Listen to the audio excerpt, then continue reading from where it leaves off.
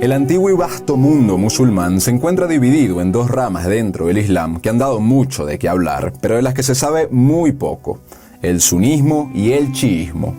Esta no es cualquier división, sino que la historia del mundo islámico ha estado marcada por esta dualidad que ha generado fuertes conflictos entre sunitas y chiitas, traducidos al día de hoy incluso en graves problemas bélicos, humanitarios y geopolíticos. Esta división que vemos en el Islam al día de hoy tiene un pasado histórico muy antiguo que se remonta hasta la muerte del mismo Muhammad, conocido en español como Mahoma y considerado por los musulmanes como el último de los profetas y quien dio inicio a su religión.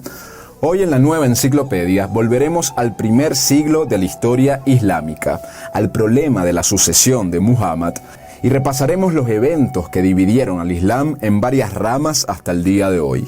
Les habla Reinaldo Carrillo y los invito a seguirnos en nuestra cuenta de Instagram llamada La Nueva Enciclopedia.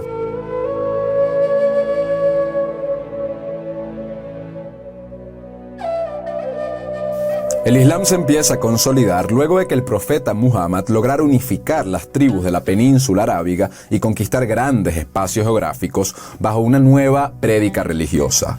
Consumado esto, Muhammad fallecería en el año 632 a la edad de 63 años en la ciudad de Medina, en la actual Arabia Saudita.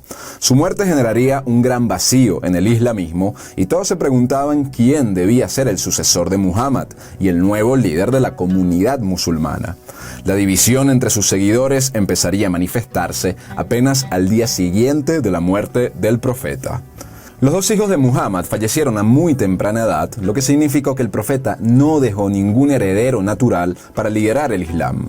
Indicios en el Corán, diversos hadices y según el deseo expreso de Muhammad, de acuerdo con algunos historiadores de la época, indicaban que su heredero debía ser Ali ibn Abi Talib, conocido solo como Ali, quien era su primo por parte de su padre y también era su yerno. Sin embargo, siguiendo el sistema consultivo establecido por el mismo Muhammad, se decidió hacer una reunión al día siguiente de la muerte del profeta. El encuentro en la historia tiene como nombre Saqifa, ya que la reunión se llevó a cabo en el Saqifa o patio del clan Banu Saida en Medina. Al lugar asistieron los líderes nativos de la ciudad de Medina con el propósito de elegir al nuevo líder supremo de la comunidad musulmana. Al enterarse de la importante reunión, Abu Bakr y Umar ibn al-Hattab, ambos prominentes y leales compañeros de Muhammad que tenían la certeza de que eran los herederos legítimos de Muhammad, se apresuraron a llegar a Medina para participar en el encuentro, ya que ambos temían una especie de golpe de estado. Al llegar al Saqifa, en donde también se encontraba Ali, el primo de Muhammad, Abu Bakr se dirigió a la multitud para advertir sobre la posible elección como líder de alguno que estuviera fuera del clan de Muhammad. La multitud se fue acalorando ante semejante idea. Luego el mismo Abu Bakr propuso a dos candidatos, Umar y Abu Ubaidah, que eran compañeros suyos, para que gobernaran en conjunto. Se le respondió que entre los Quraysh, que eran los habitantes de la Meca, y los Ansar, que eran los habitantes de Medina, eligieran un líder respectivamente y que gobernaran ambos en conjunto. Pero ante esta nueva sugerencia, el público se enfureció todavía más. Para calmar las aguas, el candidato Umar tomó la mano de Abu Bakr y le juró lealtad frente a todos. Este ejemplo fue seguido por los otros líderes prominentes que allí se encontraban, pues creían que Abu Bakr era uno de los compañeros de Muhammad más leales y más fuertes y más idóneo para sucederlo.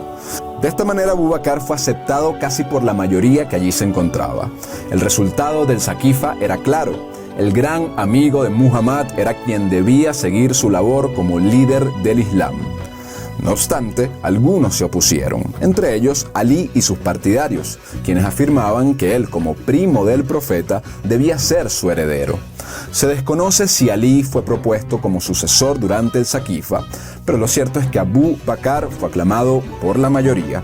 El nuevo sucesor buscó la lealtad de Ali a través de su compañero Umar, quien fue a hablar con el primo del profeta para adherirlo a su causa, pero se cree que el encuentro generó un altercado que pudo haber implicado violencia. No obstante, más tarde, Ali se vio obligado a aceptar su nueva realidad política y aceptar a Abu Bakr como el nuevo líder del Islam, haciendo las paces con él.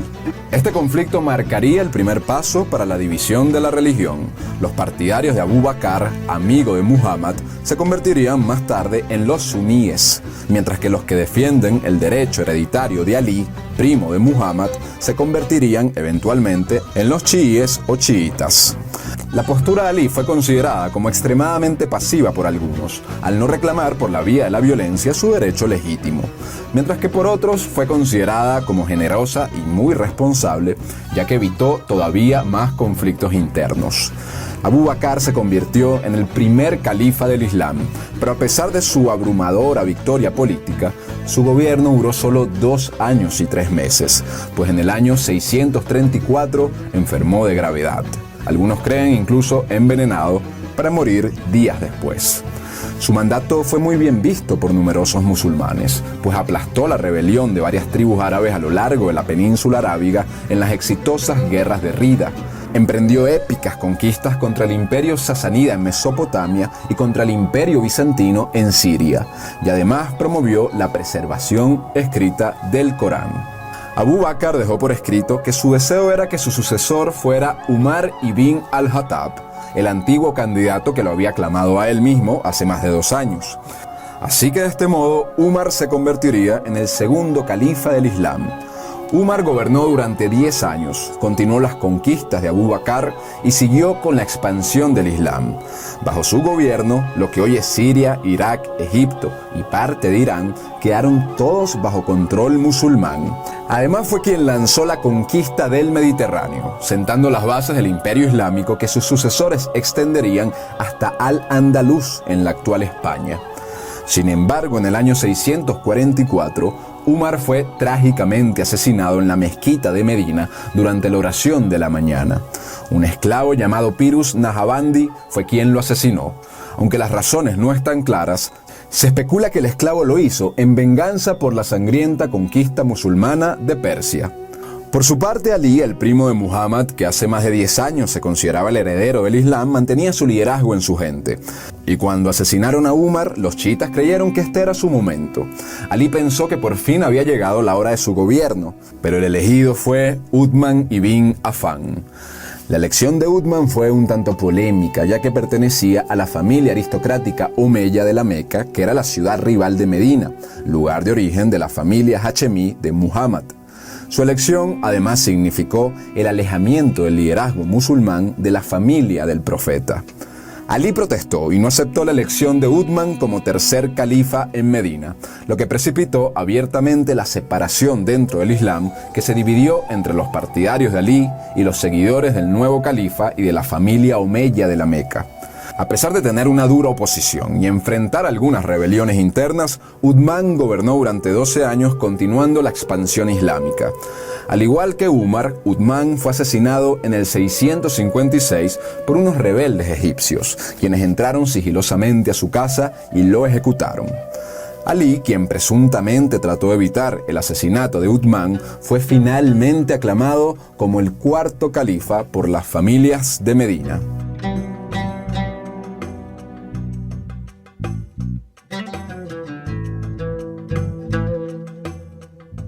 No obstante, el asesinato de Uthman y la llegada de Ali dio inicio a una guerra civil dentro de la comunidad musulmana, conocida como la Primera Fitna. Esta primera guerra civil dentro de la comunidad musulmana ahondó mucho más las diferencias entre los chiitas y los sunitas. De este modo, Ali comenzó su tan esperado califato bajo circunstancias muy complicadas. Dentro de la primera fitna, Aisha, la viuda más joven de Muhammad, se rebeló en contra de Ali, pero fue derrotada en la batalla de Al-Jamal, también conocida como la batalla del camello. Por su parte, los omeyas de la Meca, a pesar de las protestas desde Medina, buscaban afianzar su poder en Siria con el líder Muawiyah a la cabeza. Muawiyah ibn Abi Sufyan era gobernador de Siria y uno de los líderes más prominentes dentro de los omeyas. Ali envió a la viuda Aisha como prisionera a Medina y ejecutó a sus partidarios. No obstante, a pesar de estas medidas, Ali lo acusaron de ser poco práctico, pasivo y estar muy apegado a su pacifismo por su actuación respecto al asesinato de Uthman. Le reprocharon que como Uthman no era parte de su familia, él abandonó la búsqueda de los culpables y no aplicó la ley del talión. Incluso algunos lo acusaron de ser cómplice del asesinato con el fin de él tomar el poder que tanto había deseado desde la muerte del profeta. El enfrentamiento ahora era con el Omeya Muawiyya, familia del último califa antes de Alí, quien se convirtió en su principal enemigo. Alí, que estaba en Kufa, no tuvo otra opción que comenzar una batalla en contra de los omeyas. Este enfrentamiento no favoreció a Alí y la confrontación culminó con un arbitraje que hizo que renunciara a su califato para esperar a una nueva elección. Durante el arbitraje tras la rendición de Alí, Muawiyya, el omeya que gobernaba Siria, surgió como ganador y se convirtió en el nuevo califa del Islam, acabando con los llamados califatos ortodoxos, que fueron los de Abu Bakr, Umar, Uthman y Alí, y dando inicio a los llamados califatos omeya con Muawiyya. Una vez más, los chiíes, partidarios de Alí, se sintieron derrotados, engañados y vilipendiados.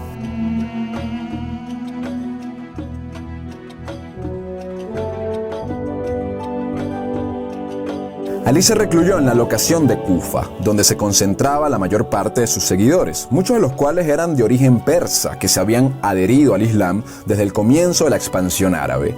Persas que provenían esencialmente de lo que hoy es Irán. Allí tampoco fue fácil su situación, puesto que enfrentó una dura y fanatizada oposición, hasta que un muradita de la secta de los jariitas asesinó a Alí en el año 661. El primo del profeta Muhammad fue enterrado en las afueras de Kufa, actual Irak, pero sus partidarios y herederos seguirían desarrollando una rama propia del Islam llamada chiismo, distinta a la tradición sunita que se seguiría formando bajo el califato de Muawiyya. La muerte de Alí cerró el periodo del califato con sede en Medina, que abarcó las 4 primeras décadas de la historia del Islam. Con Alí nació el chiismo y las divisiones dentro del islamismo. A pesar de que el conflicto de Alí fue un duro golpe para sus seguidores, su muerte no cerró la cuestión sucesoria, ya que sus partidarios pronto se rebelaron contra Muawiyya, el califa omeya de Damasco, y aclamaron a los hijos de Alí como los sucesores legítimos del liderazgo de los musulmanes, Al-Hasan y Al-Husayn. Mientras Hassan no figuró realmente en la historia del Islam, Al-Husayn fue el verdadero protagonista del chiismo. Al-Husayn se encargó de liderar la disidencia chiita armada contra los omeyas, pero unos 80 kilómetros al norte de Kufa, en la localidad de Karbala, Al-Husayn encontró la muerte ante los ejércitos del califato de Damasco. Al-Husayn así se convirtió en el primer mártir del Islam chiita, y su muerte es llorada por los chiíes en señal de arrepentimiento y expiación por haberlo abandonado en la embestida de los omeya. El chiismo logró sobrevivir en grupos reducidos después de la muerte de Al-Husayn, ante la hegemonía que se consolidaba de los suníes, que el día de hoy siguen conformando más del 80% de los musulmanes.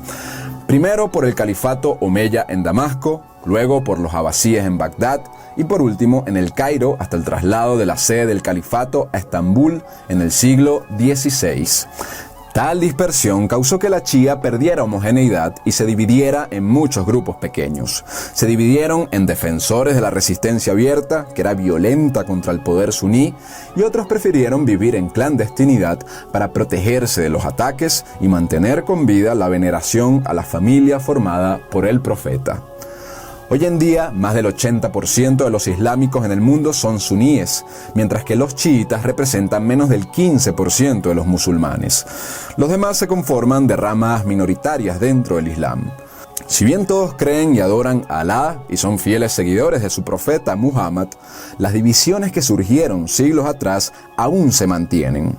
La religión musulmana tiene una rica historia que seguiremos presentando, junto con un abordaje especial de la igual rica historia que estamos preparando sobre el cristianismo y el judaísmo. Nos vemos en una próxima entrega y cuídense mucho.